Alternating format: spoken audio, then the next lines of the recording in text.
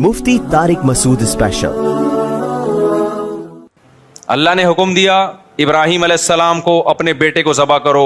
इब्राहीम ने अल्लाह से कोई लॉजिक नहीं पूछी, वरना तो सबसे ज़्यादा इलॉजिकल काम तो वो था। आज गैर मुस्लिम हमसे कहता है इतने हट्टे कट्टे जानवर, ये जानवर हम स्टोर कर लेते, पूरे साल में गरीबों को कितना फ़ायदा होता, गोश्त सस्ता हो जाता, तुम एक ही दिन में करोड़ों अरबों जानवर काट देते हो, और हज के मौके पे कितना कटता है एक ही दिन में। ये सारा जानवर, ये दुनिया में एक बेहतरीन ग़िज़ा है गोश्त, जो सबसे ज़्यादा खाई जाने वाली प्रोटीन वाली ग़िज़ा है, तुम इस जानवर को हलाक कर देते हो, काट देते हो, इनका क्या कसूर है। यहूदो नसारा में ऐसे स्कॉलर्स पैदा हुए, उन्होंने भी कुर्बानी, जो उनको अच्छा नहीं लगता था हम बकरे लाके काट रहे हैं, कुर्बानी का हुक्म तमाम उम्मतों में रहा है, लेकिन उन्होंने एक्चुअली करके असल में तो गरीब का मकसद है, गरीब का पेट भरना चाहिए, तो एक्चुअली गरीब, इससे बेहतर है इतने का बैल लेकर आ रहे हो, बेहतर नहीं किसी गरीब को खाना खिला दो इतने का, या किसी गरीब की बच्ची की शादी करा दो। हम कहते हैं ज़रूर कराओ, बकरीद के बात करा दो। बकरीद की आमद है, तो आज इरादा है कि बकरीद के हवाले से, ईद उल अज़हा के हवाले से, क़ुरबानी के हवाले से कुछ बातें आपके सामने रखी जाएं। क़ुरबानी की फ़जीलत, क़ुरबानी का फ़लसफ़ा क्या है, ये चीज़ें आपके दिमाग में पहले से बैठ जानी चाहिए। समझ में आ रही है बात कि नहीं आ रही है?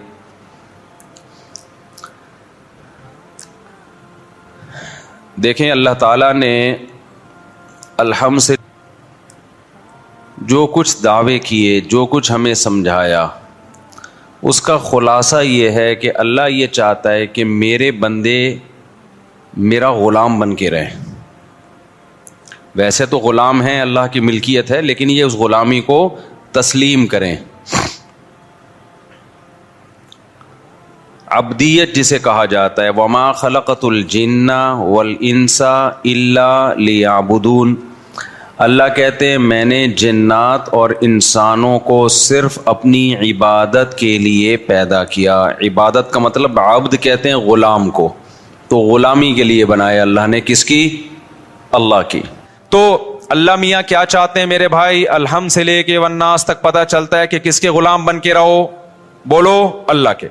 अब इस्लाम चाहता है कि आप अल्लाह की ग़ुलामी करें, तो अल्लाह कहते हैं ग़ुलामी का ज़बानी दावा कबूल नहीं है, प्रैक्टिकल करके दिखाओ, प्रैक्टिकली ये शो करो कि मैं किसका ग़ुलाम हूं, बोलो अल्लाह का। अब उसके लिए अल्लाह ने दो तरह के हकाम दिए हमें। एक हकाम तो वो हैं जिनकी कोई लॉजिक बनती है, जिनको सारी दुनिया कहती है वेल डन, बहुत अच्छा काम मुसलमान करते हैं। मिसाल के तौर पर मुसलमान ज़कात देते हैं, इससे गरीबों को फ़ायदा होता है। सारी दुनिया क्या कहती है? इस्लाम का ये बुरा हुक्म है या अच्छा हुक्म है? बोलो ना, अच्छा हुक्म है भाई। मालदारों की ज़कात निकलती है, जाती कहाँ है? गरीबों के पास। हम ज़कात देते हैं किसको खुश करने के लिए? अल्लाह को खुश करने के लिए। अल्लाह मियाँ ने हमें हुक्म दिया सदक़ा फ़ितर का, ईद से पहले सदक़ा फ़ितर निकालो। दुनिया में किसी गैर मुस्लिम को इस पर कोई एतराज़ है? बोलो ना, कोई एतराज नहीं है। देना पड़ेगा हमें, गरीबों को फायदा होता है। हम अल्लाह की गुलामी भी शो कर रहे होते हैं कि अल्लाह के ऑर्डर पे हम दे रहे हैं। तभी तो हिंदू थोड़ी देते हैं ईद उल फितर में, ईसाई देते हैं ईद उल फितर में, मुसलमान देते हैं, ये शो करने के लिए कि हम किसके बंदे हैं? अल्लाह के। अल्लाह ने हमें हुक्म दिया कि ईद की खुशियों में गरीबों को शरीक करने के लिए क्या दो? सदका फितर। और अल्लाह ने कहा जिसके जितने ज्यादा बच्चे हैं वो उतना ज्यादा सदका फितर दे। हैरत की बात है यार। या अल्लाह फैमिली प्लानिंग वाले कह रहे हैं कि बच्चा आने से गुर्बत महंगाई में इजाफा हुआ है, तो जिसके ज्यादा बच्चे हो उस पर तो कम टैक्स होना चाहिए ना। अबे यार क्या करें, कैसे समझाएं भाई? इसके आने से तो महंगाई बढ़ी है, बाप की जेब पे बोझ आया है, तो इस्लाम कह रहे हैं जितने बच्चे होंगे सदका फितर उतना ही ज्यादा होगा। क्यों? इस्लाम कह रहे हैं सोर्स ऑफ इनकम तुम्हारी ज्यादा है, क्योंकि तुम्हारे बच्चे ज्यादा हैं। ये सिर्फ पेट लेके नहीं आए, दो हाथ और दो पांव लेके भी आए हैं। ये सोर्स ऑफ इनकम है, ये वसाइल हैं, ये असासे हैं, ये एसेट्स हैं। फैमिली प्लानिंग वाला ये तो बताएगा बच्चा पेट लेके आता है, ये नहीं बताता कमाने के लिए दो हाथ और दो टांगे भी लेकर आता है। और ऐसे दो हाथ और एक पेट एक होता है, कमाने की पावर 10-10 आदमियों को खिलाने की ताकत लेके आता है वो। समझ में आ रही है बात? तभी सबसे ज्यादा इस महल्ले में अल्हम्दुलिल्लाह सदका फितर मेरा निकलता है। الحمدللہ. اور صدقہ فطر جرمانہ نہیں ہے, کیونکہ عید کے دن جرمانے نہیں لیے جاتے, عید کے دن شکرانہ ہوتا ہے, تبھی صدقہ فطر کا دوسرا نام کیا ہے؟ شکرانہ. تو اللہ نے کہا جس کی اولاد زیادہ ہے اس پر شکر بھی زیادہ ہے. اس سے پتہ چلتا ہے اسلام میں اولاد کی کثرت یہ نعمت ہے, یہ ٹینشن یا بوجھ نہیں ہے. سمجھتا نہیں ہے نا بات کو. خیر آپ کی اسپیڈ میں کوئی فرق نہیں پڑنے والا, ہمیں پتا ہے. آپ 2 بچے ہی اچھے لے کے چلیں, پھر بڑھاپے میں ترسو گے, آپ جوانی میں بھی ترسو گے. بچوں سے تو گھر میں رونق ہوتی ہے یار, آنکھوں کی ٹھنڈک ہوتے ہیں. تو خیر توکل نہیں ہے, دنیا کو مسافر خانہ نہیں سمجھتے, بس وہی کیلکولیشن لے کے چلے رہتے ہیں. تو پڑے رہو پھر کالو کا لیٹر لے کے, اتنے پیسے ہو گئے, اتنے بچے ہو گئے, اتنی بیویاں ہو گئی, یہ بچ رہا ہے. تو ابے بھائی یہ اس کا تعلق اللہ پہ توکل سے, شادیاں بھی کرتا جا, بچے بھی پیدا کرتا جا, رزق کے دروازے کھلتے چلے جائیں گے, کھلتے چلے جائیں گے. کچھ اللہ بھی تو ہے نا, اللہ کو مانو بھی تو, اور خوش رہو یار. غربت بھی ہے تو کیا ہے, بیسک ضرورتیں الحمدللہ پوری ہوتی رہیں گی. بہت زیادہ ہو گیا نا تو ٹماٹر بیچو گے, یہی ہوگا نا. تو کیا ٹماٹر والے جنت میں نہیں آئیں گے؟ کیوں اپنے آپ کو یہ اتنا فن خان بنا لیا ہے کہ جی میں سفید کالر اور کالر اونچے کر کے میں کیوں ٹماٹر؟ بھائی ٹماٹر والے بھی تو ہوتے ہیں. اللہ اس کی تو اللہ تعالیٰ بچائے گا انشاءاللہ, اللہ مدد کرتا ہے. لیکن ایک مثال دے رہا ہوں میں. تو خیر اللہ میاں کیا چاہتے ہیں؟ اللہ کے غلام بن کے رہو, تو اس غلامی کو ثابت کرو اپنے عمل کے ذریعے. تو عمل 2 طرح کا اللہ نے دیا. ایک عمل وہ جس پر سب کی طرف سے بلے بلے ہوگی, سب کہیں گے ویل ڈن. زکوٰۃ دینا, صدقہ فطر دینا, رشتہ داری جوڑنے کے لیے ان پہ خرچ کرنا, یہ سارے کام وہ ہیں جس پر غیر مسلم بھی خوش ہوتا ہے, مسلم بھی. اللہ میاں نے کہا کچھ کام ایسے آرڈر کروں گا جس پہ غیر مسلم کو اعتراض ہوگا, اور تمہاری بھی عقل کہے گی یہ میری سمجھ میں کام نہیں آ رہا.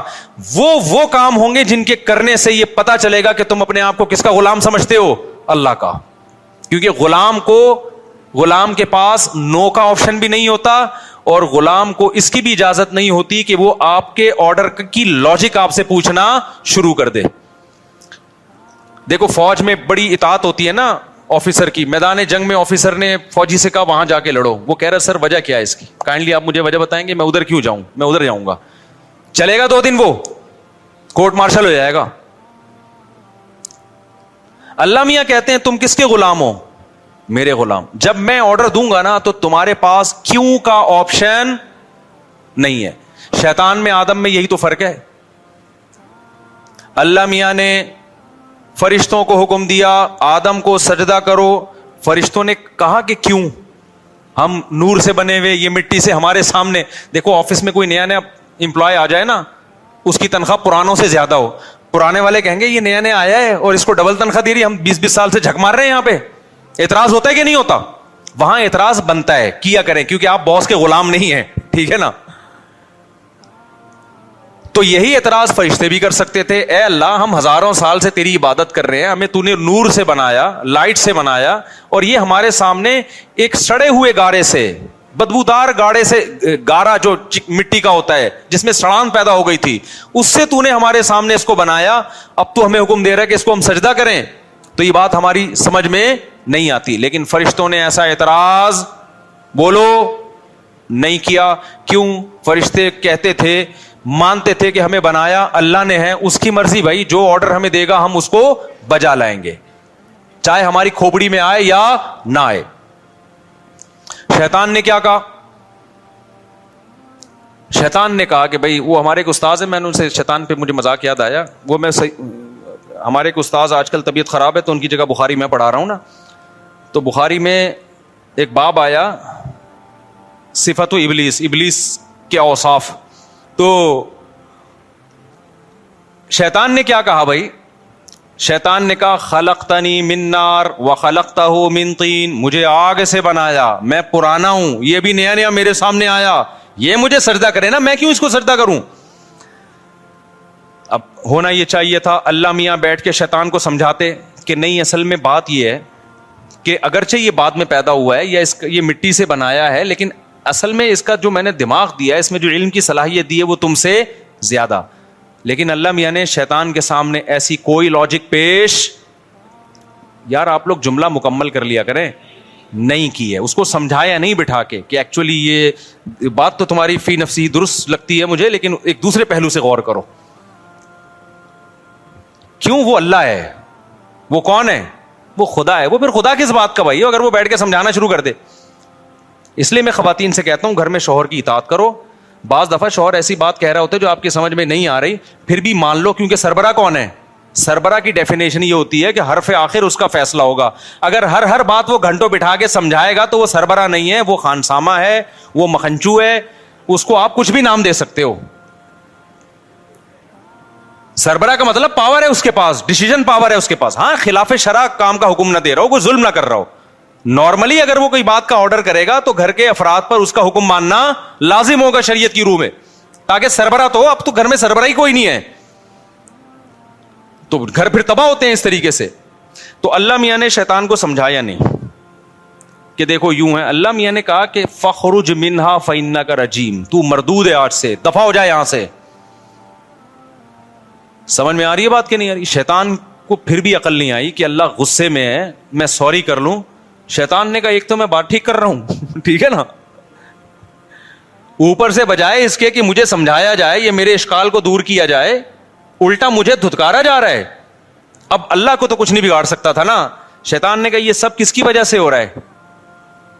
یہ جو نیا امپلائی آیا ہے نا, جس کی وجہ سے میری تنخواہ اس کو ڈبل دی جا رہی ہے. اب باس کا کچھ نہیں بگاڑ سکتے تو اس کی جڑیں کاٹنا. لوگ دفتروں میں بھی تو یہی ہو رہا ہوتا ہے. تو شیطان نے کہا اب خدا کے ساتھ تو کچھ نہیں کر سکتا, میں اس آدم کو نہیں چھوڑوں گا. میں اب تک اکڑا ہوا ہے, اب تک اکڑا ہوا ہے شیطان. تو اللہ میاں نے اس میں ایک سبق دے دیا کہ میرے کچھ احکام ایسے ہوں گے جن کی لاجک تمہاری سمجھ میں بولو نہیں آئے گی. تو جو میرے بندے ہوں گے مجھے مانیں گے, وہ لاجک جانے بغیر میرے حکم پر عمل کریں گے. قربانی بھی انہی اور حج بھی انہی حکام میں سے ایک حکم ہے. حج میں ہم شیطان کو کنکریاں مار رہے ہیں, وہاں کوئی شیطان نہیں ہے بھائی. ایک سعودی حکومت نے یہ لگایا ہوا ہے پتھر. ونس اپون اے ٹائم یہاں شیطان تھا جب ابراہیم علیہ السلام نے مارا تھا. اب تھوڑی وہاں شیطان ہے. اب تو وہ پتھر اس لیے لگا ہوا ہے تاکہ کسی اور بندے کو نہ مار دو آپ شیطان کے.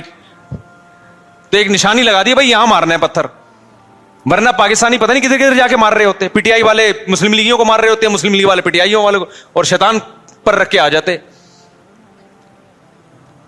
تو ہمارے ہاں تو اختلاف اعتدال سے نہیں ہوتے نا. تو وہاں حکومت سعودیہ نے نشان لگایا, ورنہ وہاں اصل میں کوئی نشان بھی نہیں تھا, اور وہاں ابھی شیطان ہے بھی نہیں. لیکن حکم دیا گیا کیا کرنا ہے بھائی. اب بے وقوف لوگ کہتے ہیں کیسا حکم ہے یار, جا کے پتھر مارو, اس کے لیے ہم 10-15 لاکھ روپے خرچ کرنے آئے ہیں یہاں پہ.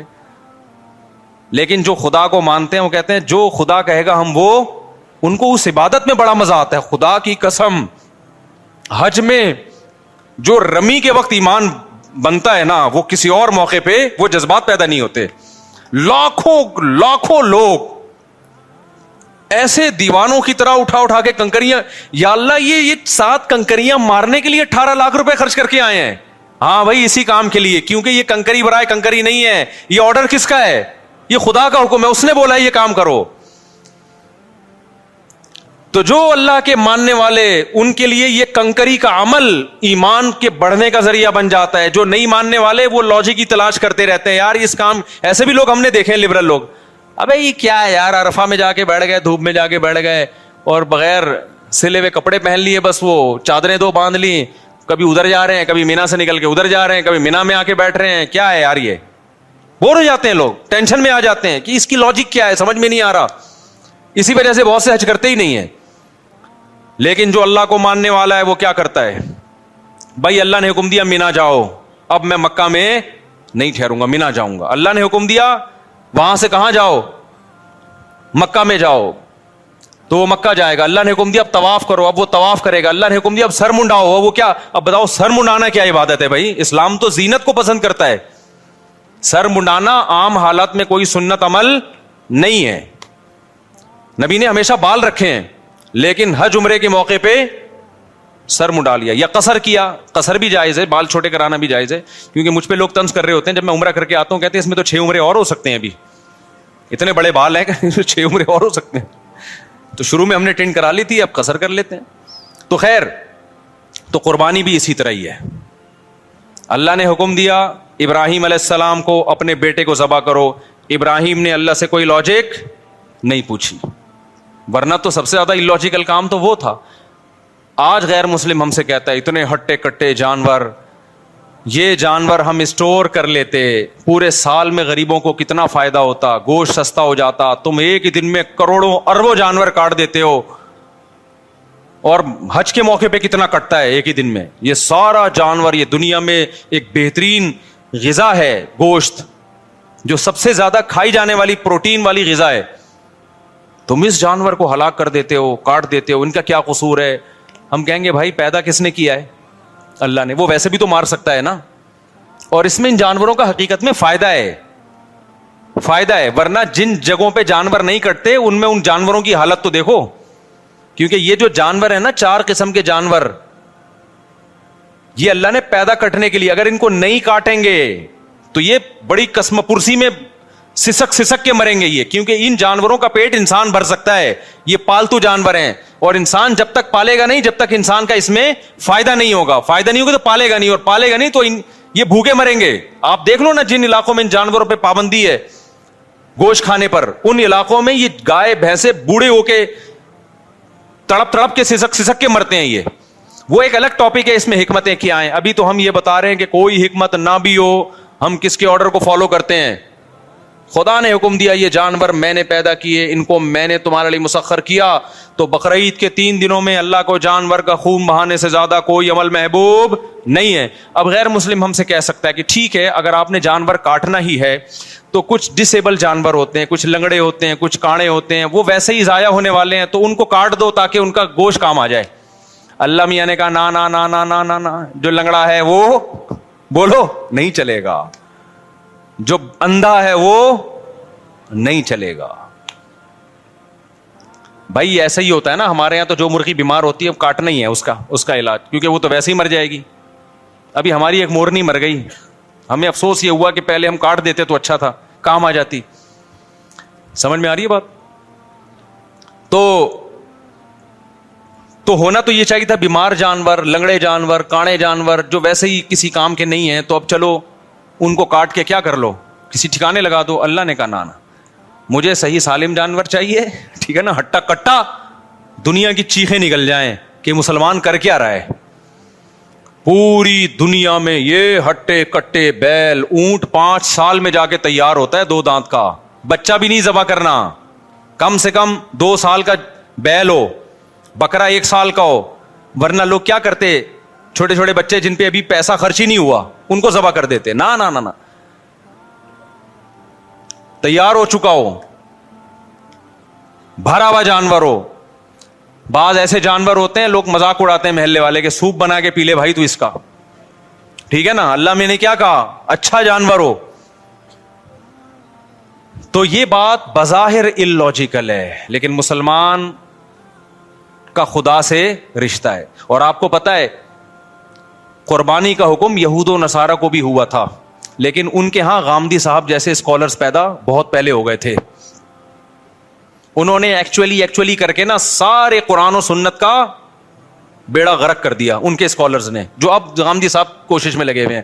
کیونکہ ہر شریعت کے حکم میں نا وہ ان کی ایک اپنی وہ ہوتی ہے, ایکچولی یہ تو اس لیے تھا, ایکچولی یہ تو اس لیے تھا, ایکچولی یہ تو اس لیے تھا. تو کبھی حدیث کو مان رہے ہیں, کبھی حدیث کو نہیں مان رہے. جو حدیث ان کے فیور میں جائے گی وہ حدیث حجت ہے, جو حدیث غامدی صاحب کے فیور میں نہیں جائے گے تو حدیث وہ حجت نہیں ہے.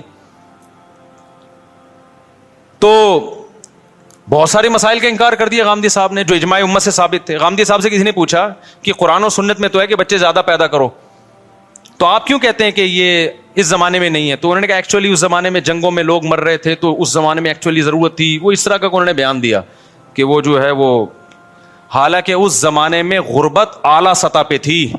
آپ کہتے ہو بچے روکو غربت کی وجہ سے, اس زمانے میں ایسی غربت تھی کہ قرآن کہہ رہا ہے وَلَا تَقْتُلُوا أَوْلَادَكُمْ خَشْيَةَ إِمْلَاقٍ, غربت کی وجہ سے اپنے بچوں کو قتل مت کرو. وہ ایسے غریب قوم تھی جو غربت میں اپنے بچوں کا مرڈر کر رہی تھی. اس قوم کو حکم دیا گیا تزوجوا الودود الولود, کثرت سے اولاد پیدا کرو.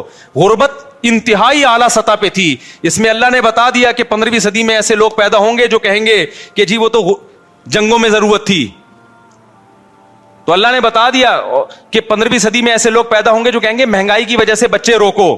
تو اللہ نے بتا دیا کہ ایسے دور میں بچے پیدا کرنے کی ترغیب دے رہا ہوں جو غربت کی سطح انتہائی عروج پر تھی. لوگ اپنے بچوں کو ذبح کر رہے تھے پیدا ہونے کے بعد. اس میں حکم ہے کہ اللہ پہ توکل کرو اور اولاد بڑھاؤ. آج ہر آدمی کی تونگ بھری ہوئی ہے, بھوک سے کوئی نہیں مر رہا, سارے کھا کے مر رہے ہیں. اس میں ایسی بات کرنا کہ غربت مہنگائی ہے, نسل روکو, یہ اللہ کے غضب کو دعوت دینے والی بات ہے. تو اسلام کے ہر حکم, آج کل کے جو نئے نئے اسکالرز آ رہے ہیں نا, ایکچولی کر کے سارے حکام کا کیا کر دیا, بولو بیڑا غرق. کل آپ کا رمضان, کل آپ کا پیپر ہے, آج آپ رمضان کا روزہ چھوڑ سکتے ہیں. غامدی صاحب کا قول ہے.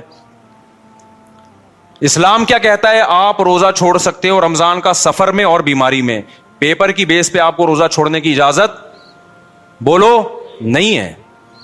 رمضان کا تو رکن ہے نا اسلام کا. کتنا بڑا فتویٰ دے دیا آپ نے بیٹھے بیٹھے. تو یہود و نصارہ میں ایسے اسکالرز پیدا ہوئے, انہوں نے بھی قربانی, جو ان کو اچھا نہیں لگتا تھا ہم بکرے لا کے کاٹ رہے ہیں, قربانی کا حکم تمام امتوں میں رہا ہے, لیکن انہوں نے ایکچولی کر کے, اصل میں تو غریب کا مقصد ہے, غریب کا پیٹ بھرنا چاہیے, تو ایکچولی غریب اس سے بہتر ہے اتنے کا بیل لے کر آ رہے ہو, بہتر نہیں کسی غریب کو کھانا کھلا دو اتنے کا, یا کسی غریب کی بچی کی شادی کرا دو. ہم کہتے ہیں ضرور کراؤ, بقرعید کے بعد کرا دو. آئی بات سامنے, شادی صرف بقرعید کے 3 دنوں میں نہیں ہوتی. دوسری بات یہ کہ آپ ایک جانور کر لیں, قربانی کی سنت بھی ادا ہو جائے گی, اور باقی پیسے کیا کر لیں, غریبوں کی مدد میں لگائیں. یہ فرض کیوں کر لیا گیا ہے کہ جو قربانی کرے گا وہ غریبوں کی مدد نہیں کرے گا. اور دوسری بات یہ کہ اسی گوشت سے بھی تو غریبوں کی مدد کی جا سکتی ہے.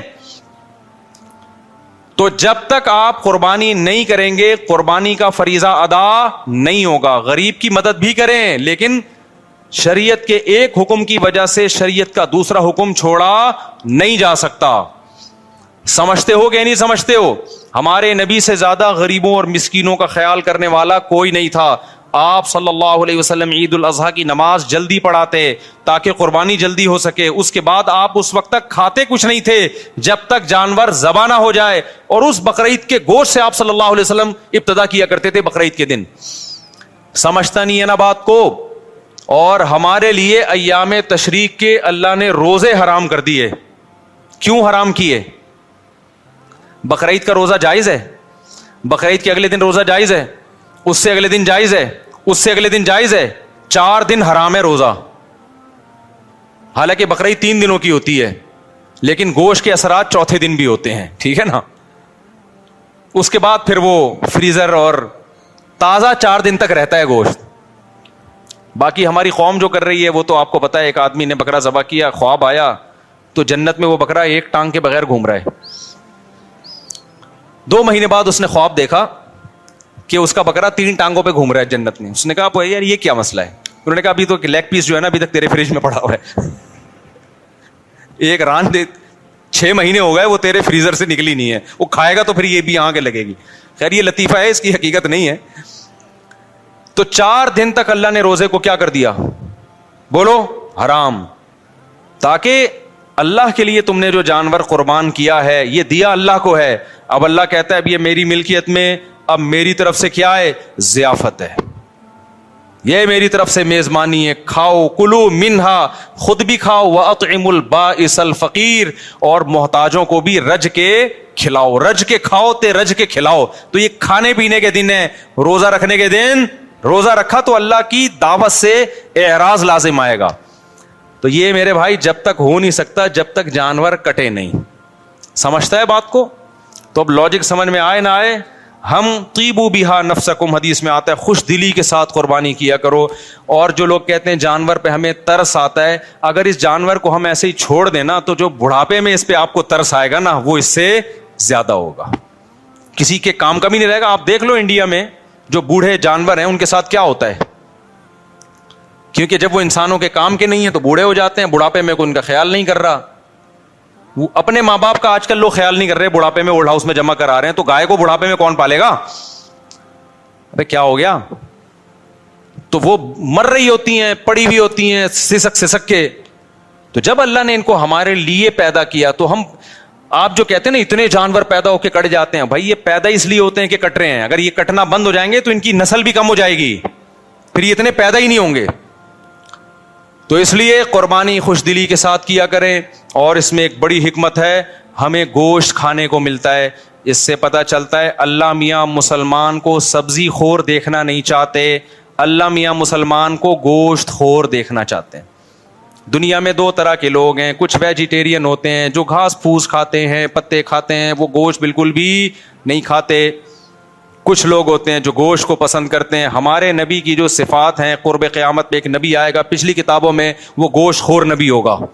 ہمارے نبی نے اونٹ, اچھا گوشت بھی گوشت ہونا چاہیے, مچھلی از ناٹ کالڈ گوشت, فش بھی ویسے گوشت کہتے ہیں, لیکن جو لحم ہے نا عربی میں, لحم التحام سے نکلا ہے. التحام گھمسان کی جنگ کو بولتے ہیں عربی میں. تو لحم میں بھی کیا ایک شدت پائی جاتی ہے گوشت میں. یہ شدت گائے میں, اونٹ میں, دمبے میں, بکرے میں پائی جاتی ہے, مرغی میں اور مچھلی میں نہیں پائی جاتی. کھائیں مرغی مچھلی بھی, قربانی ان کی نہیں ہوگی. اس سے پتہ چلتا ہے اللہ زیادہ پروٹوکول ان چار جانوروں کو دے رہے ہیں. گوشت کھانا ہو تو اونٹ کا کھاؤ, یا بچیا بچڑے کا کھاؤ, یا دمبے کا بھیڑ کا کھاؤ, یا بکرے کا کھاؤ. آج کیا کھایا جا رہا ہے؟ بچوں کو تو کھلا ہی نہیں رہی یہ چیزیں, اور کھلاتے بھی کیسے, سارا فیٹ اس کا نکال کے نا, بالکل جو اصل اس کی جو طاقت تھی جس میں. دمبے کی چربی مہنگی ہو گئی سوراب گوٹ میں, جب سے میرا بیان دمبے کی چربی کے فضائل پر آیا ہے. میں گیا چکی خریدنے, اس نے کہا مصعب آپ کا بیان آیا تھا نا چکی کے فضائل, دمبے کی چکی میں. واقعی یہ جو دمبے کی چکی ہے, اس کی جو چربی ہے, یہ بہت زبردست چیز ہے. کھایا کرو اس کو, پھر ورزش بھی کرو, ایسا نہ ہو دھماکے سے پٹ پٹا کے ہلاک ہو جاؤ. تو ہمیں اللہ گوشت خور دیکھنا چاہتے ہیں. کیوں؟ گوشت کھانے سے جسم پہ گوشت چڑھتا ہے, جسم میں طاقت آتی ہے. آج تو میڈیکل سائنس لوگوں کو سبزیوں سے ہٹا کے کس پہ لا رہی ہے؟ گوشت پہ لا رہی ہے. سبزیاں بھی کھائیں, ہمارے نبی نے سبزیاں بھی کھائی ہیں, کھجور کھائی ہے اور بہت ساری چیزیں, لیکن گوشت مسلمان کے مذہب کا ایک حصہ ہے. جتنی بھی اسلامی دعوتیں ہیں نا, ان میں گوشت کا تذکرہ ملے گا آپ کو. سبزیاں کھائیں آپ, ہم نہیں منع کر رہے, ضروری ہے سبزیاں کھانا بھی, لیکن مسلمان گوشت سے اوائڈ کر نہیں سکتا. ایکچولی کیوں نہیں اوائڈ کر سکتا؟ چار دعوتیں بس وہ بتا کے میں بیان ختم کرتا ہوں. اسلام میں دعوت ہے بقرعید کے موقع پہ, اس میں کیا دال چاول کا حکم ہے؟ گوشت. جب تک یہ چار بڑے جانور نہیں کٹیں گے قربانی کا فریضہ ادا نہیں. اس میں بھی چکن نہیں ہے, چکن نہیں ہے, وہ گوشت جس میں لحم ہو. لحم کا مطلب التحام, شدت پائی جائے. کھاؤ تو پتہ چلے کچھ کھایا ہے. دمبا کھاؤ تو پتہ چلتا ہے کہ کھایا ہے. گائے کھاؤ تو پتہ چلتا ہے, اونٹ کھاؤ تو. مرغی سے کبھی پتہ چلتا ہے, کبھی نہیں چلتا. وہ تو ہلکی چیز ہے نا وہ. دوسرا دعوت ہے اسلام میں ولیمے کی. جب آپ کی شادی ہوگی, اسلام کہتا ہے آپ نے کیا کرنا ہے, جب بھی ہوگی. ایک صاحب کو ہنسی آئی, میں نے کہا جب بھی, تو وہ ہنس رہے ہیں. جب بھی آپ کی شادی ہوگی آپ نے کیا کرنا ہے, ولیمہ کرنا ہے. اور ولیمے کے بارے میں بھی ترغیب یہ ہے, اولم ولو بشاتن, اگرچہ ایک بکرا کرو. تو وہاں بھی اصل کیا ہے ولیمے میں؟ گوشت. یہ مذہبی دعوتیں ہیں نا بھائی, آپ کا بچہ پاس ہو گیا آپ دعوت کرو گے, مذہبی دعوت تھوڑی ہے. کوئی سنت دعوت تو آپ خوشی میں کر رہے ہو, کرو, کوئی منع بھی نہیں ہے. لیکن مذہب نے جن دعوتوں کو پروموٹ کیا ہے وہ کون سی ہیں؟ وہ یہ چار دعوتیں ہیں. بلکہ اس سے پہلے, سب سے پہلے حج کے موقع پہ دم شکر, جو آپ نے ایک سفر میں حج عمرہ کیا, وہاں کیا کٹے گا؟ شکرانے میں بکرا کٹے گا. وہاں بھی بکرا کاٹا جا رہا ہے, گوشت کھاؤ بھی اور پھر کھلاؤ بھی. دوسرے موقع پہ بقرعید, وہاں بھی کیا کٹے گا؟ گوشت, بڑا گوشت. بڑے سے میری مراد جو ریڈ میٹ ہوتا ہے, بکرا بھی اس میں داخل ہے. تیسرے نمبر پہ اسلام میں دعوت ہے ولیمے کی. جب بھی آپ کی شادی ہوگی اپنی ذمہ داری پہ, تو آپ نے اگلے دن رخصتی کے بعد کیا کرنا ہے بھائی؟ ولیمہ. تو ولیمے کے بارے میں آتا ہے اولم ولو بشاتن, وہاں بھی مرغی بھی نہیں ہے. آج کل ولیمے میں چکن بریانیاں کھلائی جا رہی ہیں. تو جیسا ولیمہ ہوگا آگے زندگی بھی ویسے چکن کی طرح گزرے گی.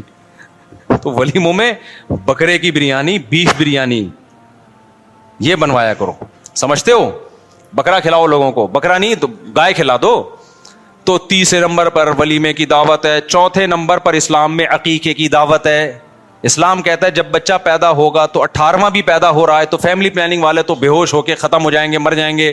اللہ کہتے ہیں پہلے بچے پہ بھی 2 بکرے, 18ویں پہ بھی 2 بکرے. بیٹی ہے تو 1 بکرا, بیٹا ہے تو 2 بکرا. یا گائے کے 2 حصے, اونٹ کے 2 حصے, گائے کے 2 حصے, یا دمبا 2 دمبے, اور لڑکی ہے تو 1 حصہ.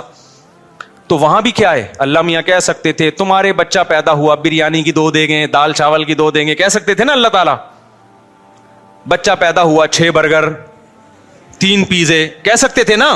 نا اسلام برگر کو اور پیزوں کو اور یہ جو دیکھ کے چاول ہے ان کو پروموٹ نہیں کر رہا. اسلام کہہ رہا ہے خوراک, بچہ پیدا ہوا ہے تجھے کیا کھلانا ہے لوگوں کو؟ بکرا کاٹ کے, مرغی بھی نہیں. تو بھائی یہ 4 اسلامی دعوتیں ہیں. یہ دعوت اسلامی نہیں ہے, یہ اسلامی دعوت ہے. ایک تو دعوت اسلامی, وہ تو ایک تنظیم ہے. یہ ہے اسلامی دعوت. 4 کھانوں کے علاوہ اسلام میں کوئی 5واں کھانا